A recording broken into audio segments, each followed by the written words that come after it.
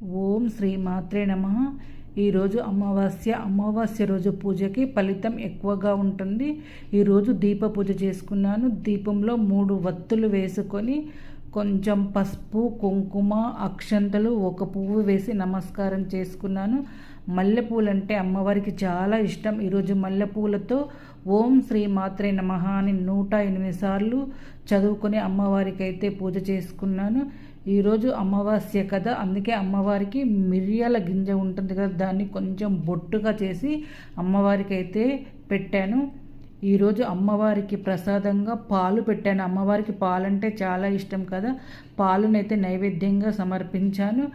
తర్వాత ఇలా ధూపం వేసుకున్నాను. ధూపం వేసుకుని ఇల్లంతా చూపించాను. తర్వాత హారతి అయితే ఇచ్చాను.